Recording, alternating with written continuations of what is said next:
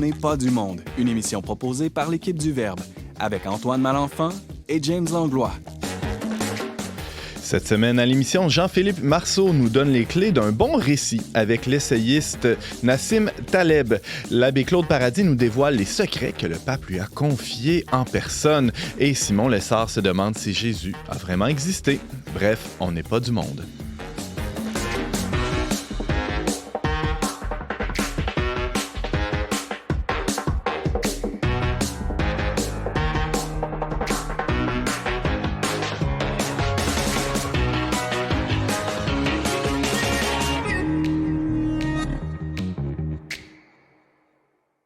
Bonjour à tous, bienvenue à votre magazine Foi et Culture. Ici Antoine Malenfant en compagnie du très secret James Langlois. Bonjour James. On dévoile des secrets aujourd'hui. Je vais rien dire, je vais rester secret. Mais t'es pas la première personne qui me dit ça. Non, je sais. C'est pour ça que je me permets de dévoiler le secret que t'as des secrets. C'est ça. Je vais saigner du nez. Bye. Mais là, on veut tout savoir. Non, mais c'est un homme discret, c'est plus ça. Ah ouais. Non, mais ça prend beaucoup de travail pour accéder à ton... Son humilité. Tu pourrais dire la même chose que ton jardin secret. On parlera pas de ça. Non, c'est ça, on va passer à d'autres choses. On aime beaucoup les malaises ici. Alors, on a de la visite en plus cette semaine. Bonjour, l'abbé Claude Paradis. Bonjour. On est vraiment content de vous accueillir dans nos studios aujourd'hui. C'est une très grande joie. Vous étiez de passage à Québec en fin de semaine, puis là, on s'est dit, il faut attraper l'abbé Claude. On avait fait un reportage sur vous il y a quelques années, sur l'œuvre Notre-Dame de la Rue. Et là, on poursuit la discussion sur le sujet. Ça va être en deuxième segment d'émission. Très hâte de vous entendre. Merci de l'invitation. Sur votre apostolat. On a aussi à l'émission Simon Lessard. Bonjour, Simon. Salut, Antoine. Moi, je ne suis pas très, très secret comme personne. Hein? Non, t'as d'autres qualités. On va dire ça de même. Tu nous parles des secrets les moins bien gardés de l'histoire de l'humanité, finalement, aujourd'hui. Jésus a-t-il existé ou pas? Parce que là, on s'en va vers Noël. Ouais. Noël, c'est la fête de Jésus, mais s'il n'a pas existé, c'est un peu niaiseux qu'on le fête. Non, mais il y a d'autres bonnes raisons de fêter Noël. La tourtière, les cadeaux. Les cadeaux. T'as raison, mais moi, en tout cas, j'aime mieux être certain que je ne fête pas juste un symbole dans la vie. Fait que je suis allé voir qu'est-ce que la science historique peut nous dire. Est-ce qu'on peut être certain, oui ou non, que Jésus-Christ a vraiment existé? Ça sera en toute fin d'émission. Merci, Simon. Et on commence l'émission avec Jean-Philippe Marceau. Bonjour. Salut, Antoine. Un sujet qui peut paraître un peu pété aujourd'hui, mais tu vas nous aider quand même là, à réfléchir à tout ça. C'est de quoi tu nous parles? Exact. Je vais vous parler d'un essayiste et financier qui s'appelle Nassim Taleb, qui a avancé une vision assez intéressante puis choquante quand il a sorti ça à l'époque, début des années 2000, sur la nécessité de vivre dans des récits, puis aussi le risque associé à ce fait-là. Puis il nous laisse pas juste dans un problème où, OK, ben là, qu'est-ce qu'on fait avec les risques de nos récits, mais il donne des stratégies pour essayer de pallier à ces risques-là. Alors, c'est dans quelques instants. Merci, Jean-Philippe. Merci.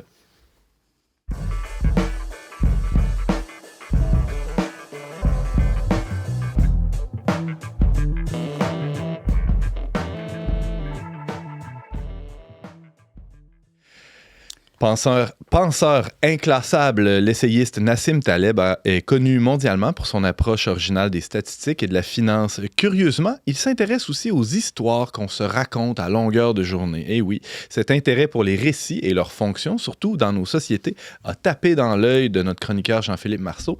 Et il est avec nous aujourd'hui pour nous en parler. Salut Jean-Philippe. Salut Antoine. Alors, c'est peut-être un bref mot là, sur Nassim Taleb. C'est pas tous les auditeurs, et même moi, là, qui le connaît très bien. C'est qui ce gars-là?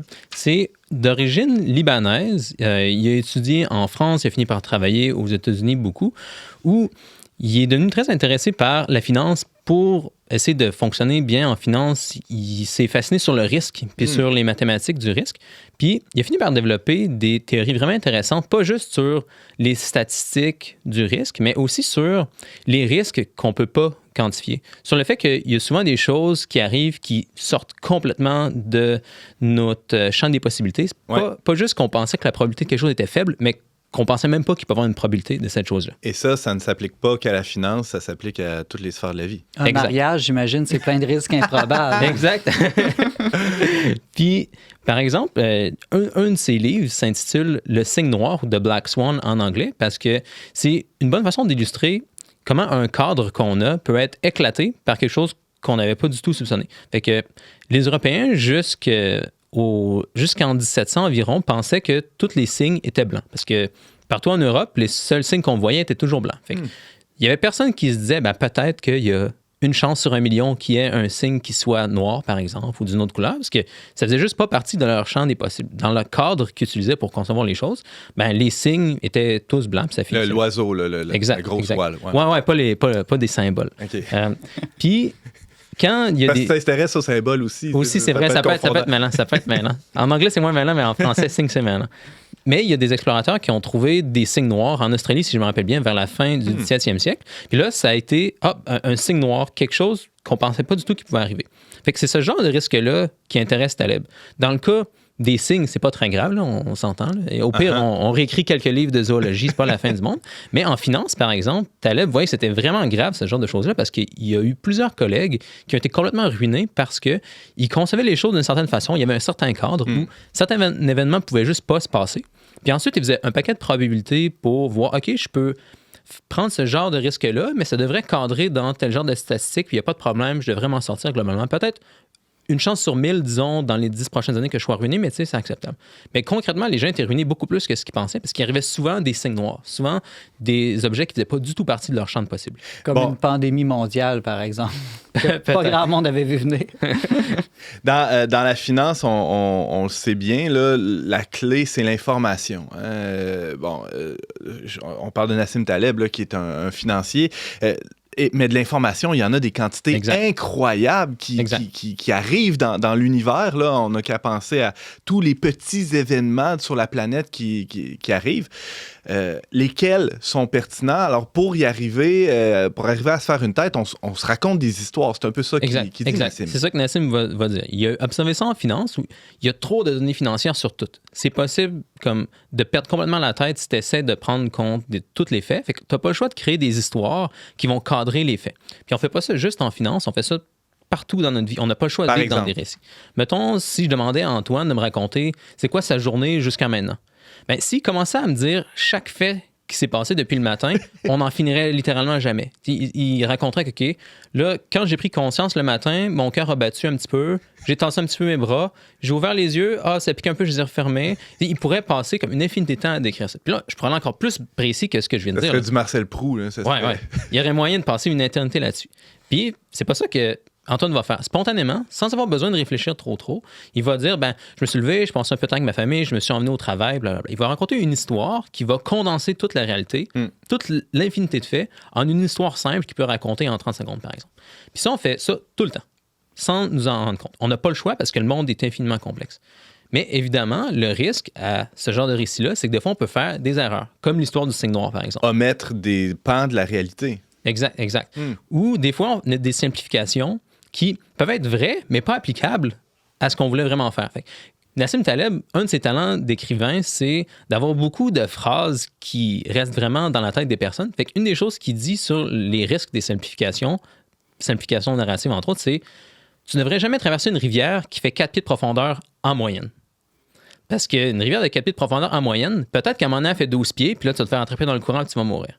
Mais c'est une simplification comme valide sous certains égards de dire que la rivière fait 12 pieds de profondeur. Ça peut être assez pour calculer le débit de l'eau dans la rivière, par exemple. Il y a un paquet de choses que tu peux faire en sachant ça, mais c'est pas suffisant si tu veux traverser la rivière. Puis, en général, ça veut dire qu'on est pris avec un problème. On n'a pas le choix de simplifier la réalité, de créer des récits pour condenser l'infinité de faits, mais tous les récits qu'on prend vont nous rendre sujet à certains risques. Fait que, comme j'ai dit, il y a le signe noir qui n'est pas très grave, mais en finance, il y a des risques beaucoup plus graves. Où ça peut arriver dans notre vie de tous les jours, où par exemple, peut-être un exemple classique, c'est, je demandais à Antoine de résumer sa journée, peut-être qu'il y a quelque chose, disons, que sa femme m'a dit ce matin, qu'il trouvait tout à fait anodin le matin, puis qui a complètement sorti de sa mémoire, ça ne fait pas partie des récits qu'il utilise, mais peut-être que dans 2 semaines, il va se rendre compte, oups, finalement... J'aurais dû l'écouter. Il y a des choses comme ça qui vont nous surprendre. Puis, qu'est-ce qu'on fait dans cette situation-là? On n'a pas le choix d'utiliser des récits, mais nos récits nous exposent à des risques. Fait que là, Nassim Taleb donne 2 genres de stratégies pour gérer ça. De un, il dit, ce qu'on peut commencer par faire, c'est être empirique, c'est-à-dire essayer de tester les limites de nos récits. Avant d'attendre de se faire surprendre par des signes noirs qui arrivent de nulle part, on peut essayer nous-mêmes de trouver les limites de nos cadres.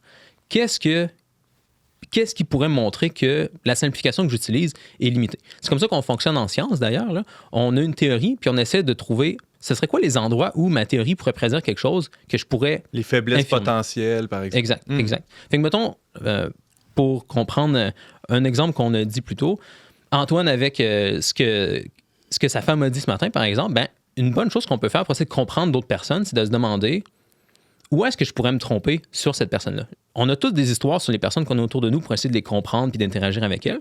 Ben, je peux me demander, mettons, si j'avais tort, à quoi est-ce que ça pourrait ressembler? Si cette personne-là avait tel genre de doute, etc., à quoi ça pourrait ressembler? Puis on peut essayer de voir si ça se réalise ou non, ce genre d'affaires. Ça peut nous permettre de dépasser des préjugés, par exemple, sur des personnes qui nous entourent. Exact. OK. Puis, il y a plusieurs domaines où on sait que c'est ça qu'il faut faire pour arriver à un niveau de maîtrise. Par exemple, dans le cas des grands maîtres d'échecs, ce qui fait qu'un grand maître devient un grand maître, justement, au lieu de rester un débutant, c'est qu'il va beaucoup passer de temps à essayer de trouver les faiblesses des coups qu'il fait. Donc, il y a une posture assez sceptique pour essayer de trouver, OK, si je fais tel genre de coup, à quel genre de risque est-ce que je m'expose? Versus les gens qui sont plus débutants aux échecs, ils vont avoir tendance à s'emballer un peu sur le positif, à essayer de penser à ce serait quoi les bonnes choses qui pourraient arriver si je faisais tel ou tel coup. Fait qu'en général, même chose en finance, Taleb va recommander, au lieu de penser trop à qu'est-ce qui va te rendre riche, puis c'est quoi comme les bons aspects de tes stratégies, essaie de trouver qu'est-ce qui pourrait montrer que tu as complètement tort, qu'est-ce qui pourrait t'échapper. Fait qu'il y a une posture d'humilité là-dedans. Exact. Simon? Est-ce qu'il n'y a pas un risque qu'on se mette à plus rien faire? C'est-à-dire que, tu sais, dans le fond, je suis tellement tout le temps en train d'évaluer les risques, finalement, ben, je passe jamais à l'action. Exact. Je pense que Taleb répondrait que ça, c'est un risque aussi. Là. Si tu fais complètement rien, tu es en train de prendre beaucoup de risques, fait que tu n'as pas le choix de prendre des risques. Une façon dont Taleb le dit, c'est que il est très audacieux sur les prédictions qu'il va faire. Puis après ça, il est très honnête si ses prédictions ne se réalisent pas. L'autre façon de valider ces récits-là ou de vérifier à quel point les récits qu'on se raconte là, englobent le réel, c'est quoi? Je vais te laisser dire. C'est le test du temps, comme Nassim Taleb en parle. Ce qui se passe, c'est que disons, si j'utilise un récit pour comprendre quelque chose, ben, plus le récit fonctionne bien, moins il va souvent avoir des signes noirs qui vont montrer que j'ai tort, puis je vais devoir réviser mon récit. Donc, si un récit est très bon, il va avoir tendance à survivre très longtemps sans avoir besoin de beaucoup de modifications. Puis inversement, si un récit n'est pas très bon, il risque de se faire mettre de côté assez rapidement. Par exemple, ça fait des années qu'on sait que la meilleure patate frite à Québec, c'est chez... Ashton, ou je sais pas trop. créer un débat. Ça fait des décennies, ben il y a peu de chances qu'il arrive quelque chose qui détrône cette donnée-là ou cette histoire-là dans les prochains mois. Exact. Même Taleb prend un genre d'analyse qui permet de voir, je pense, de façon assez convaincante, même intuitivement, je vais vous le dire parce que vous allez trouver que c'est vrai, là, qu'on dirait la durée de vie d'une entité non périssable est directement proportionnelle à sa vie actuelle. Fait qu'il applique ça pas juste à des histoires, mais aussi à des théories scientifiques ou à des récits, des livres, etc. Mettons, le fait qu'on lise toujours Platon aujourd'hui, après 2500 ans, c'est une indication assez forte que je serais pas surpris qu'on lise encore Platon dans 2500 ans.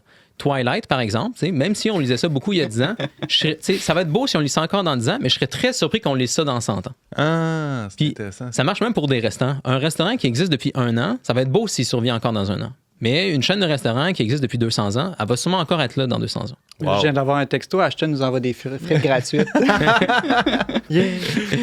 Il y a des récits, ben, tu parlais de Platon, mais il y a d'autres récits aussi qui ont bien traversé l'épreuve du temps, Jean-Philippe. Exact. Ben, Nassim Taleb, c'est un chrétien orthodoxe assez dévoué qui pratique tous les jeûnes, etc. Parce qu'il voit que le récit chrétien survit depuis 2000 ans, qui se répand, qui permet aux gens de vivre dans un cadre solide où ils n'auront pas trop souvent des signes... Ben, ça arrive toujours des signes noirs, veut pas, mais ça arrive moins souvent que si les gens avaient d'autres récits. Fait que c'est une façon étonnante un peu de défendre le christianisme, le fait que c'est un récit qui fonctionne bien, puis on n'a pas le choix de vivre dans un récit, donc Taleb opte pour celui-là. Wow. Est-ce que l'athéisme a un récit? C'est quoi? On vient de rien puis on va nulle part? C'est ça leur récit? En fait, c'est intéressant. Taleb ne dit pas exactement ça sur l'athéisme, mais il dit des choses similaires sur des récits scientifiques modernes, parce que l'athéisme, ça reste une histoire. Là. Comme tu dis, c'est une histoire, disons, qui vient comme quoi...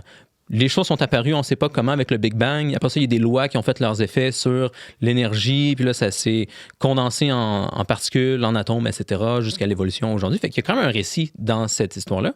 Mais Nassim Taleb raconte que, vu que ce récit-là, il n'est pas très, très vieux, on ne devrait pas s'attendre à ce qu'il survive encore très, très longtemps.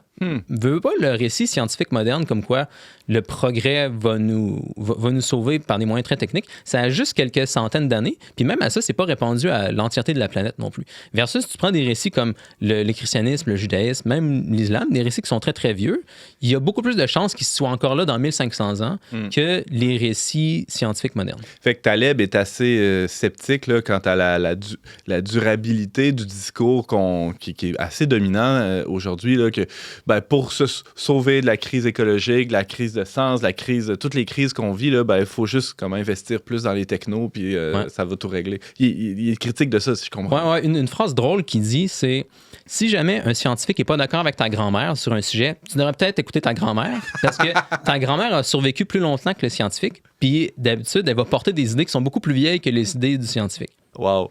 Je vois dans tes notes, il y a une autre phrase, je pense que c'est de lui, hein? Pas tout ce qui arrive pour une raison, mais tout ce qui survit pour une raison. Exact. Un peu l'idée du restaurant aussi qui survit depuis un bon bout de temps. On a des bonnes raisons de croire qu'il va être pérenne.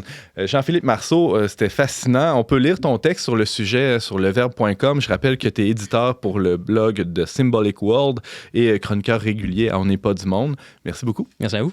Alors, restez avec nous. Après la pause musicale, l'abbé Claude Paradis nous dévoile les secrets que le pape en personne lui a confiés.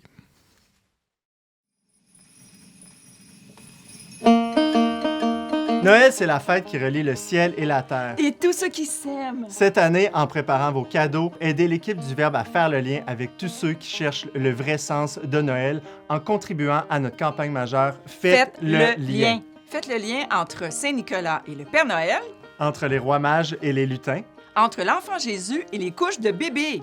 Bref, faites le lien avec nous entre le Verbe de Dieu et le monde d'aujourd'hui. En plus, jusqu'au 31 décembre, chaque don à notre campagne sera doublé grâce à un jumelage. Merci à tous ceux et celles qui ont déjà donné et à ceux qui le feront. Joyeuse fête de la Nativité! Entre Saint-Nicolas et le Père Noël... Excuse. Entre le Verbe de Dieu et le monde d'aujourd'hui. Faut juste la garoche à terre. Joyeuse fête de la Nativité!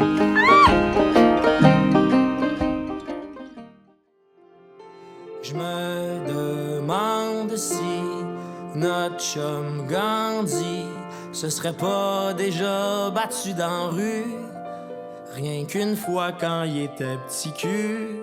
Ça a l'air qu'il a jamais fait ça. Même affaire pour Mère Teresa.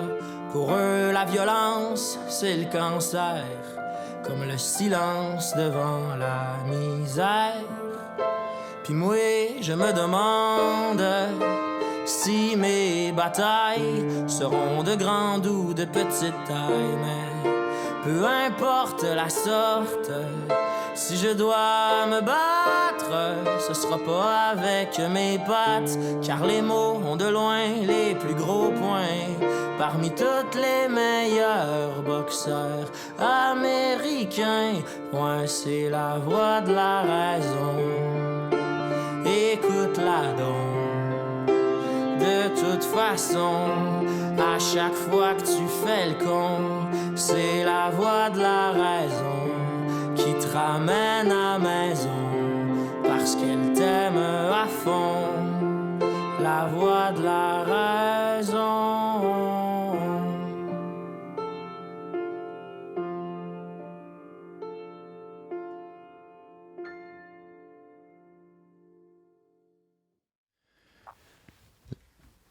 On est toujours On n'est pas du monde avec Antoine Malenfant. On vient d'entendre Émile Bilodeau, La voix de la raison. La crise des opioïdes frappe l'ensemble des grandes villes nord-américaines et... Voyons. Continue, Antoine. Ouais, on t'écoute. Et si les impacts sont spécialement élevés dans l'Ouest canadien, malheureusement, Montréal compte aussi par surdose, les surdoses par dizaines. En ligne de front dans ce combat, des organismes œuvrent auprès des itinérants. Parmi ceux-ci, l'abbé Claude Paradis, curé de la paroisse, hein, je mets des guillemets, Notre-Dame-la-Rue. Oui. C'est comme une paroisse. Oui, une grosse paroisse. Une grosse paroisse. Alors, l'abbé Claude Paradis est avec nous aujourd'hui. Bonjour, l'abbé Claude. Bonjour. Je commence justement en abordant la crise des opioïdes parce que vous êtes venu avec une trousse. Oui, du naloxone Ouais. qu'on peut se procurer dans toutes les pharmacies et c'est gratuit. Alors, c'est très simple. Ça consiste en un vaporisateur nasal. Et on a 2 doses. Chaque contenant a 2 doses. Mhm. Alors, c'est juste dans la narine. On fait tout simplement qu'appuyer. Et si le fentanyl cause un arrêt respiratoire, et ça, si c'est pris en temps, il recommence à respirer. Ah ouais. Alors, cette année, au Québec, avec cette trousse-là, on a réanimé 485 personnes pour l'année. Et des surdoses par jour, il y a une moyenne de 11,2 jeunes qui décèdent de surdose par jour au Québec. C'est immense. Hein? C'est immense. Moi, je connais pas beaucoup les drogues. Le Oui. fentanyl, c'est comme une nouvelle drogue, ça? Non, c'est que, exemple, ils vont prendre de la cocaïne et pour que ça leur coûte moins cher, le fentanyl, c'est fabriqué dans des laboratoires clandestins. Alors, ils rajoutent ça avec la cocaïne. Alors, ça leur coûte moins cher en cocaïne et ils vendent ça au même prix, mais ça leur coûte presque rien. Sauf que le fentanyl amène à un arrêt respiratoire. Et le vendeur ne sait pas la dose qu'il a, lui, lorsqu'il la vend. Et l'utilisateur ne sait pas, lui non plus, là, combien. Il peut prendre la même dose que d'habitude. Il peut s'injecter la même dose. Mais il y a plus de fentanyl dans la dose qu'il vient d'acheter. Et là, il fait un arrêt respiratoire. Ah ouais. Alors, dans ça, il y a des masques, il y a des gants, et vous avez aussi là, ces contenants là, qu'on se sert. James. Il y a toujours, on peut le dire, là, il y a toujours un certain danger à consommer de la drogue, mais aujourd'hui, c'est vraiment rendu un coup de dé, hein, consommer de la drogue. Tout à fait. Il y a encore plus. Tout là. à fait. Ah oui, oui, c'est une chance sur 2, 3. On ne sait pas qu'est-ce qu'il peut avoir. Là. Il y a toutes sortes de choses là, qui provoquent des schizophrénies, de toutes sortes en santé mentale. C'est aberrant. Alors ça, c'est le genre de situation que vous rencontrez assez régulièrement dans la rue. Fréquemment. Peut-être pour les gens qui ne connaissent pas ce que c'est que Notre-Dame-de-la-Rue, ça part d'où cette idée-là? Qu'est-ce que vous faites? C'est un organisme que j'ai fondé. Ça fait déjà depuis 2013 sous ce nom-là. Moi, je ne suis pas un travailleur social, je ne suis pas un travailleur de rue, j'ai rien contre, là. Je suis un prêtre. Alors, nous, c'est une présence d'église dans la rue. Alors, c'est pas la même approche. Moi, j'y vais pour annoncer Jésus-Christ aussi. Et ça fait partie de ça, là aussi. Là, je me donne ça comme mission. Parce que malheureusement, lorsqu'il y a des décès dans la rue, c'est moi qui fais des funérailles. Cette année, exemple, des gens qui sont décédés, qui n'ont pas été réclamés par personne, jeunes, moins jeunes, personnes âgées dans des résidences, dans des centres d'accueil. Alors, j'en ai eu pour Montréal, là, de janvier en septembre. C'est juste quelques mois, là, ça. Là. Alors, j'ai eu 175 décès non réclamés, juste Montréal, de tout âge. Alors, je me dois, j'appelle ça une célébration de la vie, à cause du respect de la personne. Chaque personne est une histoire sacrée. Alors, je me dois de faire ça là, chaque mois de septembre. Là. Ça fait plusieurs années que je fais ça. Là. Et vous, comment vous êtes atterri dans la rue? Comment vous avez abouti là? Moi, je suis un ancien consommateur, drogue, boisson. J'ai même eu la permission de Jean-Paul II pour célébrer avec du jus de raisin. Je suis alcoolique, alors je ne peux pas prendre de vin. Pourquoi la rue? Hein? Moi, je pensais, quand j'étais au séminaire, d'aller dans une petite paroisse tranquille, me bercer sur la galerie, faire quelques funérailles ici et là. Là, je fais un ministère, c'est presque 24 heures sur 24, 7 jours. C'est un jeune de la rue, Olivier. Dans ce temps-là, je travaillais avec Pops, un prêtre. Ouais. Et j'étais son adjoint. Et Olivier fréquentait la roulotte. Alors, Olivier, cancer, fin de vie, il est à l'hôpital. Alors, il me demande d'aller à son chevet. Alors, je m'en vais le voir. Il faut savoir qu'Olivier, à 18 ans, il avait fait, 7-8 familles d'accueil. Alors, il avait été trimballé partout. Alors, il me dit comme ça, là. Moi, il n'y a jamais personne qui m'a regardé vivre. Voudrais-tu me regarder mourir? Alors, je suis resté là. On a préparé les funérailles ensemble. Et là, il m'a dit, là, tu m'aides, mais qui va aller aider tous les autres qui sont dans la rue? Alors là, il venait de me donner ma mission. J'avais la vocation d'être prêtre, mais pour quelle mission? Alors, c'est ce jeune-là qui me l'a donné. Ça fait 34 ans là, que je suis dans la rue. Je n'ai pas moyen de m'en sortir. J'ai connu la rue, je suis encore dans la rue. Vous n'êtes pas capable de sortir de la rue. Je ne suis pas capable de sortir de la rue. Fascinant. Et là, à quoi peut ressembler une journée dans la vie de l'abbé Claude Paradis? Là? Vous sillonnez les ruelles, les rues, les parcs, oui, à la rencontre des gens? Oui, exactement. On emmène nourriture, vêtements. J'ai des bénévoles. J'ai un médecin qui est diacre, qui vient avec moi aussi. Alors, il y a beaucoup d'écoute parce qu'ils ont besoin de se dire, ils ont besoin d'avoir une présence. Alors, il faut avoir un cœur, des oreilles. Alors, c'est pas plus compliqué que ça. Hein? Alors, on sillonne les rues au hasard. On va voir les gens, on regarde s'ils respirent. L'hiver, il faut faire attention pour les engelures. Les doigts, hein, les pieds aussi, à chaque hiver, on doit amputer. Bien, pas moi, là, les hôpitaux. Mm-hmm. Alors, s'ils ont des bagues, on leur dit d'enlever les bagues, parce que c'est un conducteur de froid, ceux qui couchent dehors. Là. L'année passée, on avait 3000 sans-abri. Cette année, nous sommes passés à 4000 sans-abri. Et les refuges pour hommes, femmes et enfants, ils peuvent accueillir 200 personnes. Alors, imaginez-vous le reste de personnes que je peux voir. Mais je ne suis pas seul, là. Il y a d'autres organismes. Il y a d'autres organismes. Mais c'est affolant, les gens qui sont dans la rue maintenant. À quoi ressemble... C'est quoi le visage de l'itinérance aujourd'hui à Montréal? Et est-ce que ça a évolué dans les dernières années? Vous dites que vous êtes là depuis une trentaine d'années. Ça a dû changer quand même. Beaucoup plus jeunes. Ah ouais. Beaucoup en santé mentale. Comme nos plus jeunes ont 14-15 ans. Personne la plus âgée, c'est Mme Cécile, qui a 96 ans et 4 mois. Et elle y tient à ses 4 mois. Alors, elle marche dans les rues de Montréal durant toute la semaine pour aller aux soupes populaires. Et alors, ça varie de ça, là, 14-15 jusqu'à 96 ans, à peu près. Alors, on sillonne ça, là. Pourquoi, selon vous, un jeune commence... C'est quoi la raison profonde pourquoi il commence à prendre des drogues dures?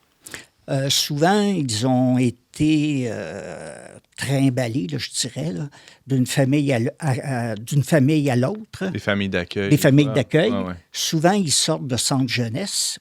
À 18 ans, on leur dit, bien là, t'es majeur, alors tu te débrouilles. Sauf qu'ils n'ont pas d'éducation, pas d'argent. Alors, ils se retrouvent les deux pieds sur le trottoir à 18 ans. S'ils vont, je nommerai pas le parc, là, mais s'ils vont dans un tel parc, le crime organisé est là, puis là, il leur propose tout de suite de vendre de la drogue pour qu'ils puissent se faire de l'argent. Alors, si tu n'as pas de travail, tu ne peux pas prendre d'appartement. Pas d'appartement, tu n'as pas de chèque. Alors, tu es forcé à vivre dans la rue. Alors, et les jeunes, à cause de leur vécu, commencent sur la drogue dure maintenant, ouais. Et c'est très rapide, là. Je disais en introduction, l'abbé Claude Paradis, que vous avez eu une bonne tape dans le dos dernièrement. Vous avez rencontré quelqu'un de spécial qui vous a encouragé dans ce ministère-là. C'est le pape François en personne. Oui. Racontez-nous comment ça s'est passé. Ah, c'est toute une histoire, ça. La télé franco-allemande a fait un reportage sur moi et qui a intrigué le Vatican. Alors, le Saint-Père a demandé à son journaliste en chef de la francophonie d'entrer en contact avec moi. Alors, on a parlé 45 minutes par téléphonique, l'entrevue. Et là, il a fait un reportage dans l'Observatore Romano que le pape a lu. C'est le journal du Vatican, le journal officiel. Du Vatican, c'est ça, c'est le journal officiel du Vatican. Alors, après cette lecture-là, le Saint-Père a demandé à me rencontrer. Il faut le faire, hein, tu sais. Il me semble que je ne suis pas grand-chose. Le pape te demande. Lorsque le cardinal Moi, ça ne m'est jamais arrivé, par exemple. Vous, les gars, non? Moi, pas encore. Mais encore l'appel. Ça fait au moins 30 ans que je connais le cardinal Lacroix, puis il m'annonce ça. Hey, tu me niaises, Mathéo, le pape veut me voir. Je ne le croyais pas. Je le connais très bien, le cardinal Lacroix. Mais c'était vrai. Alors, je l'ai rencontré à Québec. dehors. Et on a parlé. Premièrement, il est arrivé. Habituellement, les papes arrivent en grosse limousine. Lui, il est arrivé en petite Fiat. Il y a eu de la difficulté à sortir de la Fiat. Le cardinal Lacroix est assis à l'arrière, que lui aussi, il a eu de la difficulté à sortir. Ça faisait un drôle d'image, là. Alors, le pape, il s'est assis dans son fauteuil. Je me suis approché vers lui. J'ai fait une génuflexion. Et là, il m'a pris par les coudes pour me relever. Alors, on a parlé de la rue, parce que lui, il faisait ça aussi dans son pays. En Argentine. Oui. Alors là, je lui ai dit qu'à Montréal, on avait beaucoup de Premières Nations. Alors là, ça sonnait des cloches et il était ici pour ça. Alors, il s'est informé beaucoup. Durant son voyage cet été. Alors, il s'est informé beaucoup, comment ça se passait, qu'est-ce que je faisais, bon.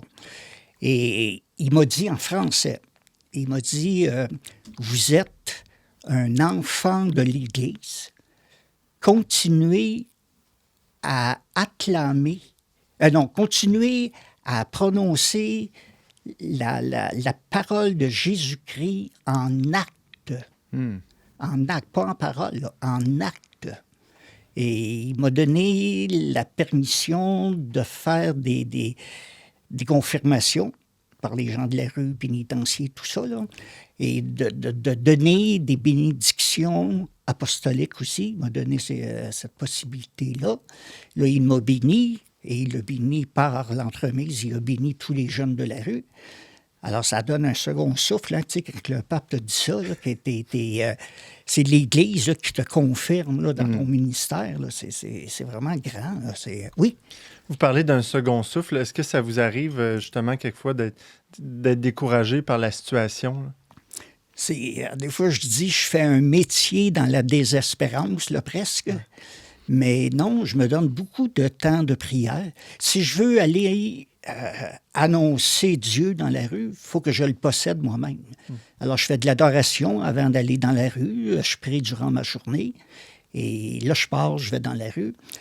Des fois, les gens me disent, « comment tu fais? Ça fait 34 ans. Comment tu fais ça? » Je vais vous avouer quelque chose aujourd'hui que j'ai rarement dit. C'est que c'est égoïste de ma part. Je suis pas bon, je suis égoïste. Quand j'arrive chez moi, je suis tellement comblé par l'amour de ces jeunes-là qu'ils me donnent. C'est égoïste, mon affaire. Alors, dites pas que je suis bon, que je suis ci. Je suis égoïste, point. Alors, c'est une des raisons que je fais ça aussi. Là. C'est sûr que ça m'apporte de grandes joies. Alors, je désespère pas. Une question que je me pose souvent parce que je vis au centre-ville, puis il m'arrive souvent que des gens me demandent de l'argent, là, des gens de la rue. C'est quoi la meilleure chose à faire, la meilleure attitude? Est-ce que c'est de leur en donner, même si on pense qu'ils vont l'utiliser pour s'acheter de la drogue? Des fois, je me dis juste au moins de leur sourire. Oui. Peut-être c'est moi aussi qui est égoïste, qui ne veut pas leur donner de l'argent. non. Moi, c'est très rare que je vais donner de l'argent. Je les invite avec moi au restaurant. S'ils me demandent de l'argent et que je leur en donne, après ça, ce qu'ils font avec, ça ne me regarde plus. Je me retire. Moi, j'ai donné. Alors, c'est eux dans leur pleine conscience. Là. Mais c'est très rare que j'en donne. Mais ce que vous dites, de leur sourire, ce qui est important le plus, c'est de leur demander leur prénom. Parce que dès qu'ils se nomment, ils deviennent tout à coup quelqu'un. Et ça, c'est important. Wow. Mais en plus, aujourd'hui, c'est de plus en plus rare qu'on traîne de l'argent liquide sur nous. Est-ce que ça doit causer un problème pour eux? Énormément. Lorsqu'ils quittent, ils ont de moins en moins d'argent. On a tous des cartes. Et quand c'était la pandémie, ils recevaient de l'argent, mais ils ne pouvaient pas aller à l'épicerie acheter des choses parce que les épiciers ne prenaient pas l'argent comptant. Il fallait payer par carte. Alors, même s'ils avaient de l'argent, ils ne pouvaient pas se nourrir pareil. C'est un peu fou, hein? Mais c'était ça. C'était comme ça. Peut-être le plus simple, ça serait que tu donnes ta carte de crédit. C'est ça, simplement. All-in. Il nous reste 2 petites minutes, l'abbé Claude Paradis. Votre spécificité en tant que... Vous avez commencé en disant « je ne suis pas travailleur social ». Oui. En tant que prêtre, est-ce que ça vous arrive de célébrer des sacrements, justement, avec les gens de la rue, des confessions, des messes avec eux? Je fais toujours des messes dans la rue, je fais des confessions dans la rue, on fait de l'adoration dans la rue. Ah ouais. Une fois, à une communion, il y a une prostituée qui s'est approchée, que moi je connaissais, puis que pas mal tout le monde connaissait, là. Alors, lorsque je lui ai donné la communion, je lui ai dit « Voici le corps du Christ ». Et elle m'a répondu « C'est le seul corps qui me respecte ». Alors, on apprend des leçons d'eux autres, là. C'est le seul corps qui me respecte. Wow, l'abbé Claude Paradis, on peut lire le reportage qui avait été fait il y a quelques années par notre collègue Yves Casgrain. Ça s'appelle « Le dealer d'espérance ». Sur le web, ça s'intitule « Je suis prêtre et toxicomane ». On peut voir ça sur leverbe.com ou dans la version papier, aussi dans un numéro spécial sur les prêtres. Merci infiniment d'avoir été avec nous aujourd'hui. Et on invite les gens, là, s'ils veulent contribuer ou aider Notre-Dame de la Rue, il y a ça sur le diocèse. Oui, tout à fait. On tape ça. On donne des reçus d'impôts. Là. On émet des reçus d'impôts. Génial. Merci beaucoup, l'abbé Claude. Merci. On fait une petite pause musicale et tout de suite après, Simon se questionne sur l'historicité de Jésus.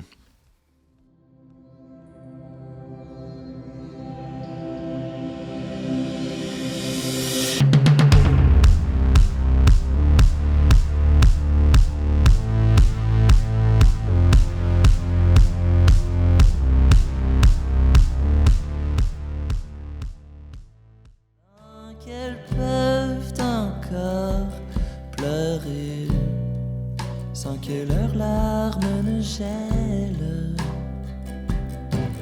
sous le pont vert qui s'illumine, qu'on voit même à travers la bruine. Une baleine tellement pressée de vivre qu'elle aura fait jusqu'à en voir et suivre ce fleuve qui ne voulait guère d'elle. Et pour un instant, il nous semblait que toutes nos vies passaient par la tienne. Et tout devient tellement précieux quand il en reste moins à gaspiller. Toutes mes joies, toutes mes peines, je ne veux plus les oublier. Non, baleine chante pour moi une dernière fois. L'été indien, autour de l'île, chante pour moi une dernière fois. Après, je te laisse tranquille.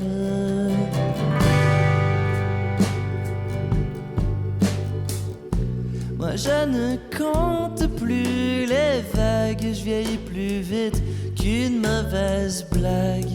Même un tisseur ne trouverait mot juste pour décrire ce sentiment qui, poitrine ou buste, se coince toujours en moi quelque part. Que la vie rende ta gorge éternelle, qu'elle la remplisse de ritournelles. Je les écouterai les yeux fermés, fragile géante.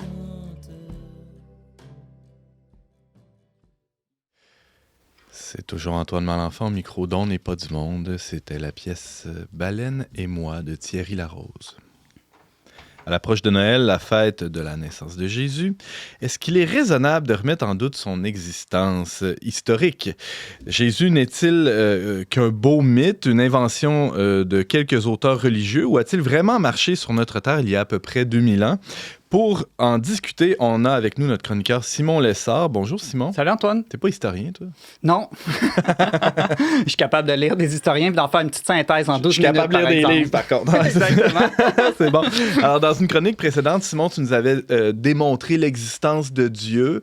Là, tu vas nous démontrer l'existence de Jésus. C'est pas un peu la même affaire? Ou C'est quand même différent. Une tâche plus simple, peut-être? Jésus est Dieu, puis ça pourrait être l'objet d'une autre chronique. Est-ce que Jésus est vraiment Dieu? Aha. Mais en tout cas, Jésus, c'est aussi un homme, un vrai homme qui aurait selon les chrétiens, marché pour vrai il y a 2000 ans dans la terre en Palestine?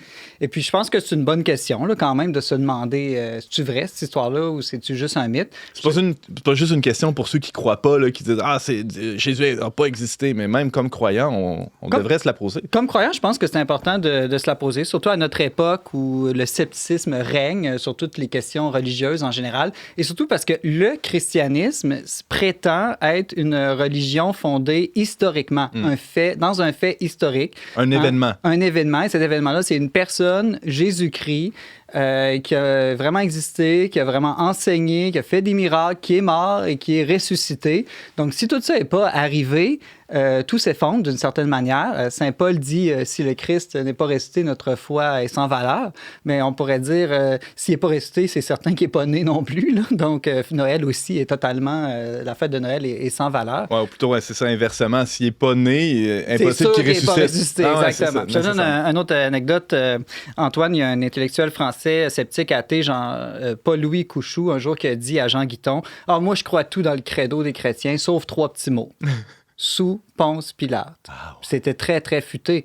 Parce que dans le fond, ce qu'il est en train de dire, c'est un beau mythe qui donne sens à la vie, le christianisme, mais pas avec les mots sous Ponce Pilate. Parce que qu'est-ce que ça veut dire, ça? Ça veut dire que Jésus aurait vraiment existé à une époque précise, dans un lieu précis. Donc, il ne voulait pas de cet aspect très incarné et historique du christianisme. Bon, justement, faisons un petit saut dans l'histoire. Cette idée-là que le Christ est une invention ou n'aurait pas existé dans l'histoire, est-ce que ça a une histoire, cette idée-là?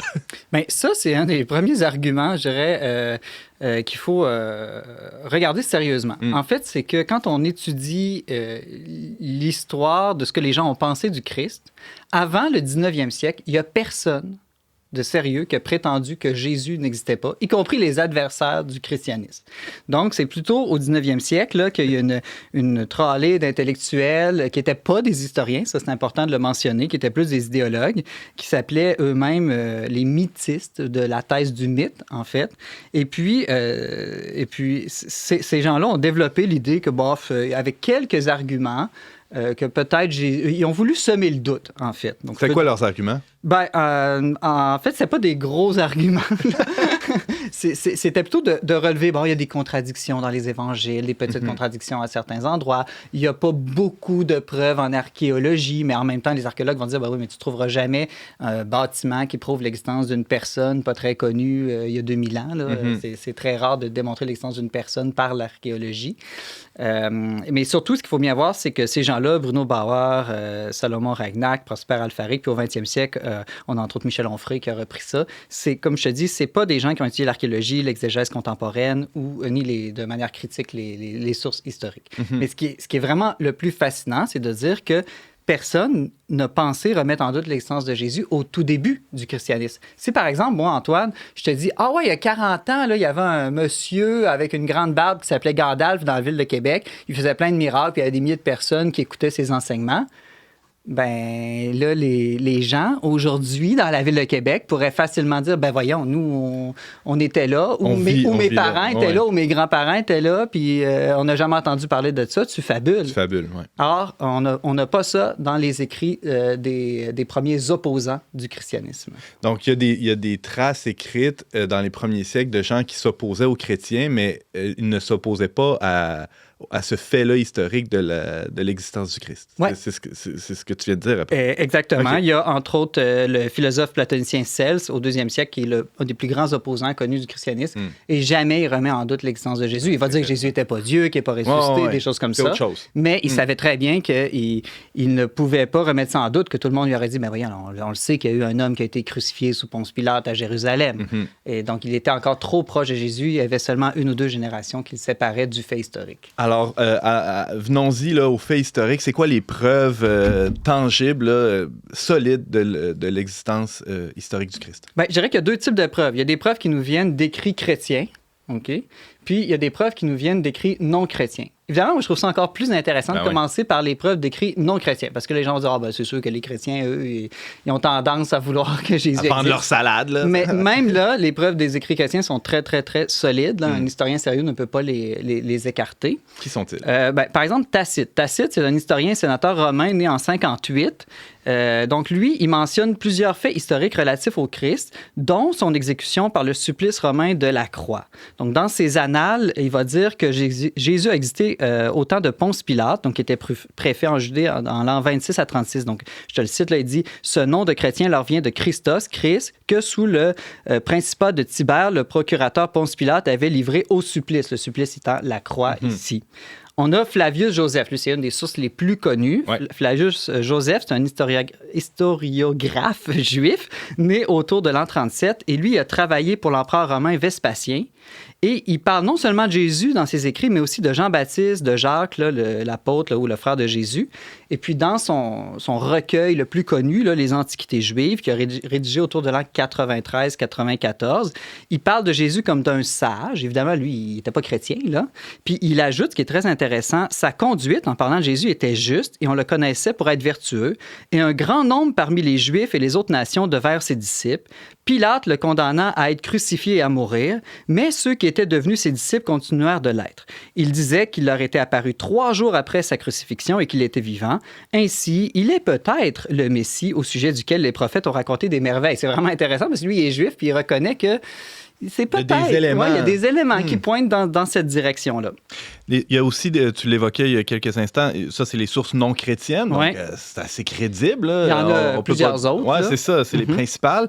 Mais il y a aussi des sources chrétiennes. Est-ce qu'elles sont fiables, ces sources chrétiennes? Oui, mais en fait, ces sources chrétiennes-là, on les retrouve dans le Nouveau Testament. Ce sont les 4 évangiles, Matthieu, Marc, Luc, Jean. Il faut bien se rappeler que ces textes-là sont indépendants les uns des autres. Nous, aujourd'hui, on les édite dans un même livre, mais ce sont vraiment d'un point de vue historique, c'est-à-dire même si on n'a pas la foi et qu'on étudie ces documents-là, 4 documents séparés. Ajoute à ça, évidemment, les lettres de Paul, de Jacques, de Jean, de Jude, autres textes qui réfèrent tous à Jésus-Christ. Ça fait un nombre très, très grand de documents indépendants. Qui n'ont pas la même source, là, donc des auteurs qui sont différents. Apparus à des moments différents dans l'histoire. Exactement, avec des processus de rédaction qui peuvent être complexes, mais qu'on doit faire une critique interne, voir est-ce que ces documents-là sont fiables. Quand on les lit, c'est très intéressant, on se rend compte que sur à peu près tous les autres faits, la majorité des faits qui vont rapporter, les lieux, les temps, les guerres, toutes sortes de faits culturels, ils sont exacts. Et ça, c'est très intéressant parce que la science archéologique aujourd'hui n'a trouvé aucun fait en terre de Palestine qui contredit les évangiles. Ah ouais. Elle n'a pas découvert tout ce que disent les évangiles. Ouais. Elle a peut-être trouvé la piscine de Bethsaïde, par exemple. Ça, il paraît que ça a été découvert récemment. Mais à chaque fois qu'elle fait une nouvelle découverte, ça vient toujours confirmer. On dit entre autres que Luc, qui était un historien un petit peu plus précis, d'ailleurs, il commence son prologue de son évangile en disant qu'il a recueilli plein de documents, puis qu'il fait un peu... il va faire son historien en rapportant la vie de Jésus. L'évangile de Luc... Il aurait travaillé au Verbe, lui, c'est un bon journaliste. Exactement. Les archéologues disent que c'est un de ceux qui est les plus précis. Ouais. Et donc ça, c'est intéressant en archéologie de dire qu'il n'y a rien qui a été découvert qui allait dire que c'est un tissu de mensonges ou de fables, ce qu'on trouve dans les évangiles. En histoire, pour démontrer l'existence d'un fait ou l'existence d'une personne, ça peut être Hitler, ça peut être Napoléon, ça peut être Jules César, ça nous prend généralement plusieurs documents crédibles qui sont convergents. Et quand on atteint ça, on peut atteindre une vraie certitude. L'histoire est une vraie science qui est dans un sens différent, mais une vraie science dans le sens qu'elle peut atteindre des certitudes. Les camps de concentration nazis ont vraiment existé. Et c'est pas parce qu'il y a une petite objection quelque part qu'on peut remettre en doute les très nombreux documents qui prouvent leur existence. Simon Lessard, tu nous parles de l'existence historique de Jésus. Évidemment, on entend là, des objections. On l'a un peu abordé tantôt, mais peut-être se pencher un peu là-dessus. Il n'y a pas un risque que ça a été une espèce de complot. Là. Je parlais des évangiles qui ont émergé de différentes sources. Peut-être ce monde-là, ils se sont parlé, puis ils se sont dit, on va faire une histoire qui se tient, qui a de l'allure, qui est crédible, puis on va inventer de quoi, pas pire. Oui, la thèse complotiste... Je trouve qu'elle n'est pas très rationnelle, comme la plupart des thèses complotistes, d'ailleurs, et je pense qu'il faut être cohérent. Si on ridiculise les complotistes, je ne sais pas, au niveau des vaccins, au niveau des élections américaines, au niveau des hommes lézards pédophiles qui gouverneraient le monde, peu importe le complot que vous préférez, il ne faut pas ridiculiser ces gens-là, puis après ça, soi-même adhérer à une forme de thèse complotiste aussi sur l'existence de Jésus-Christ. D'abord, ceux qui ont prétendu que Jésus-Christ avait existé, qu'il avait fait des miracles, qu'il avait des enseignements merveilleux, ces gens-là sont tous morts martyrs quand même, torturés à mort. Généralement, quand on ment, quand on crée un complot, c'est pour en tirer des avantages, pas pour finir torturé. Déjà, ça, le fait que non seulement les apôtres, mais aussi pendant les premiers siècles, là, quand même, presque le nombre de martyrs est énorme, c'est déjà un signe que ces gens-là, au moins, ils croyaient fermement. Comme s'il l'avait vraiment vu puis il avait vraiment connu cet homme-là.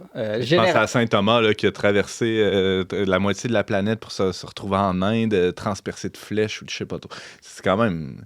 Fallait y croire. Oui, exactement. Et puis, généralement, sous la torture, c'est plutôt l'inverse. On va finir par avouer des crimes qu'on n'a même pas faits, des mensonges. Et, on va se mettre à dire des mensonges pour éviter d'être torturé. Et là, c'est pas juste que, mettons, on aurait la moitié du monde qui ont dit « Ah, c'était pas vrai, Jésus n'a pas existé ». Non, on n'a aucun écrit d'aucun chrétien qui aurait admis sous la torture que Jésus n'avait pas existé. Il y en a peut-être qui ont dit « Ah, OK, je vais dire que j'y crois pas ». Mais qu'est-ce qu'il voulait dire par « j'y crois pas », c'est-à-dire que je n'adhère pas à ses paroles et non pas à son existence comme personne humaine. Alors, est-ce qu'on peut fêter Noël sans avoir peur de se tromper, Simon? Oui, je pense que historiquement, il est absolument certain, en tout cas, toutes les sources que j'ai vérifiées, aucun historien, archéologue sérieux qui remet en doute l'existence de Jésus. C'est-à-dire, on peut remettre en doute peut-être le jour de la naissance. Là, on peut peut-être discuter là-dessus, mais encore là, il n'y a personne qui va pouvoir prouver qu'il n'est pas né un 25 décembre. Là. Il y a moins de chances sur 365 que ce soit arrivé.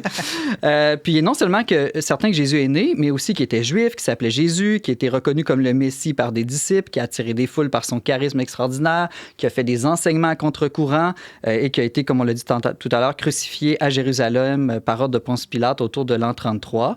Peut-être que ce qu'il faut davantage se poser comme question, c'est qui était cet homme qui a existé? Est-ce qu'il était vraiment Dieu comme il le prétendait?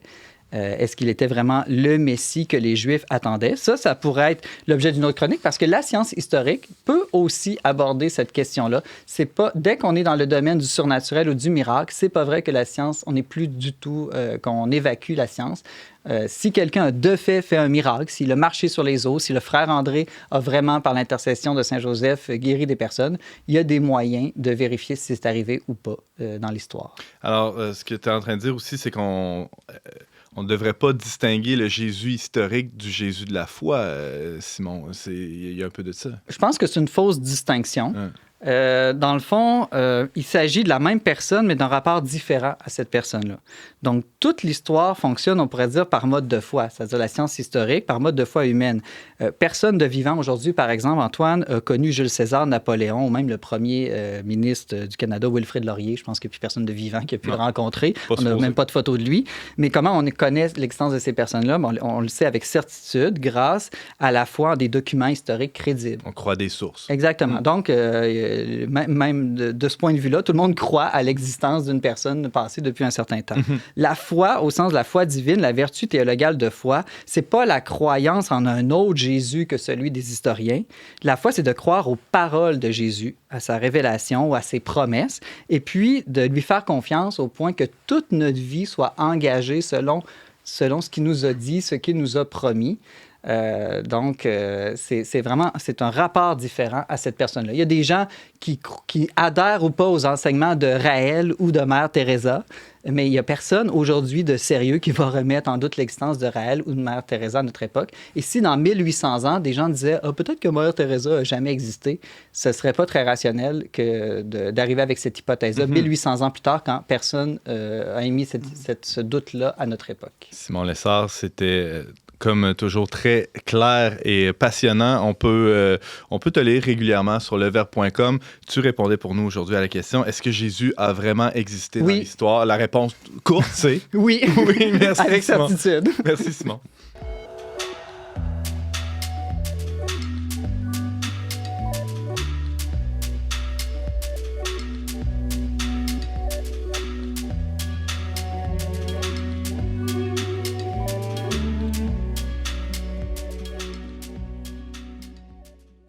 C'est déjà tout pour cet épisode d'On n'est pas du monde. Avant de se laisser, 2 petites suggestions culturelles, une de moi et une de Jean-Philippe. Vas-y donc, Jean-Philippe. Oui, je recommanderais les livres d'un historien populaire qui s'appelle Tom Holland. C'est un Britannique qui a une formation comme historien académique, mais qui a passé sa carrière à écrire des livres qui sont plaisants à lire pour des non-historiens. Donc, il essaie vraiment de faire des récits puis pas se perdre dans plein de notes de bas de page. Ouais. Puis il écrit sur plusieurs choses, surtout sur l'Antiquité, donc le monde romain, le monde perse, la montée de l'islam, l'histoire du christianisme aussi. Fait que, dépendamment de vos intérêts, vous pouvez trouver des livres intéressants souvent de cet auteur-là. Comme j'ai dit, il va assez dans les détails, mais sans se perdre. Ça reste intéressant puis le fun à lire. Dans une bibliothèque municipale près de chez vous, Tom Holland. Exact. Parfait. Merci beaucoup, Jean-Philippe Marceau. Les gars, Toi, Antoine, c'est quoi ta suggestion? C'est moi qui vais te poser la question cette semaine. Ben, moi, j'ai lu un recueil de poésie franchement déroutant et déboussolant qui s'appelle Survivace de Geneviève Rioux. Et j'ai même eu la chance d'interviewer son auteur. Vous allez pouvoir lire cette interview-là bientôt dans le Verbe. Et je vous invite à lire son recueil, c'est vraiment passionnant. Merci à tous d'avoir été là. Merci à l'abbé Claude Paradis de nous avoir fait cette visite. Je vous invite à vous visiter leverbe.com/radio. Vous pouvez réécouter, partager cette émission en tout temps via votre plateforme de balado-diffusion préférée. Je remercie James et Marc-Antoine à la technique et la Fondation Lucien Labelle pour son soutien financier. On se retrouve la semaine prochaine, même heure, même antenne, pour une autre émission d'On n'est pas du monde.